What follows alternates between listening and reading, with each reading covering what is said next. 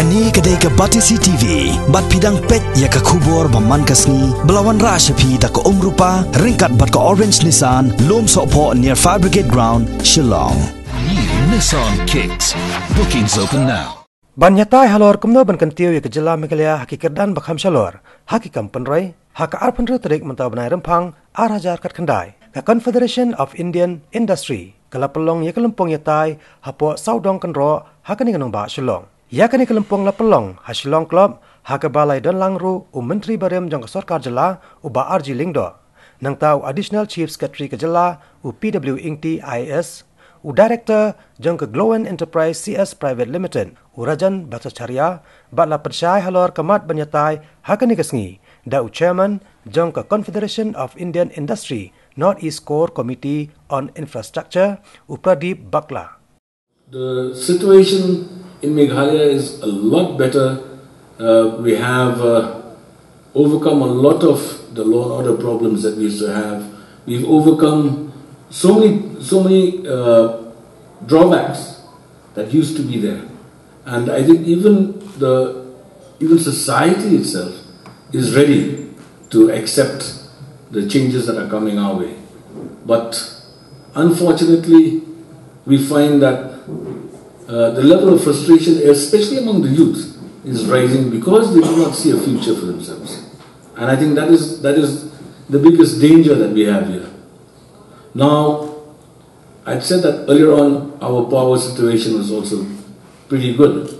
But unfortunately, I think most of us who stay here in Shillong are getting quite used to power cuts being a frequent occurrence in our lives. We have started planning our daily activities, accommodating the power cuts, and I think that is something that is again alarming. You know, that we are starting to take it for granted. Roads, yes, we've had a lot of improvements. We've got 4 lanes coming in here. We've got bypasses, but yet again, if anybody who wants to come here on a business trip, first and foremost, there's no flight for him to come all the way here. He has to come up to Guwahati. Then he comes up from Guwahati and 100 odd kilometers, sometimes take as much as 3.5 hours to reach here. Sometimes the jam before you reach Shillong lasts 1.5 to 2 hours. Now, it's ridiculous. I think our road planners have to seriously look at bringing in alternative approaches to come into Shillong. I hear that there are some on the anvil already, but I don't think it is enough. Looking at the sort of traffic that is coming into Shillong on a daily basis, we have to really wake up and do something fast. Meghalaya is landlocked. We don't have air, we don't have rail. Everything is with the land only. And on top of that, our natural markets are no longer available to us. Earlier on, perhaps the economy of Meghalaya, especially the rural economy, was good because we had access to Bangladesh and the port in Bangladesh. Today, that is no longer a possibility for us. And finding markets, no matter which sector you're in, whether you're in industrial, agriculture, horticulture, whatever it is, finding markets is difficult because there's no air connectivity, there's no proper land connectivity, there's no rail connectivity.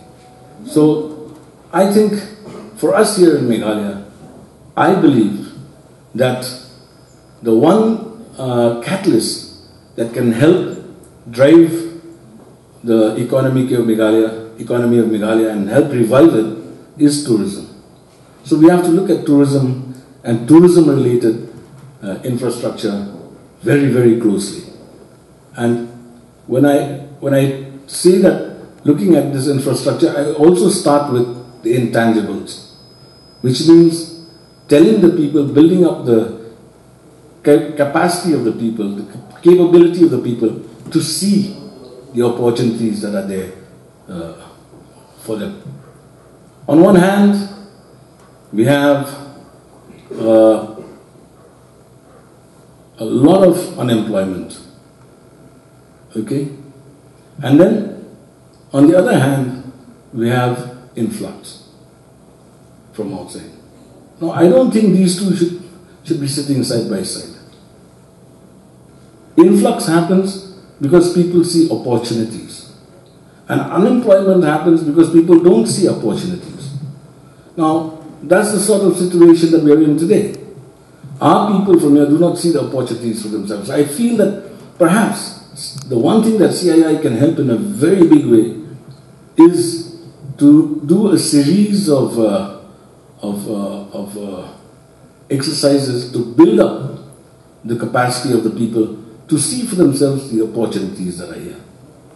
Now, having seen the opportunities, now we also need to help them start up the activities that they can, especially in the tourism sector. Okay? So, now I'm not talking about huge hotels that are run by big corporations. I'm talking about community-driven projects. Because I feel that at the end of the day, these are what are going to sustain in the long run.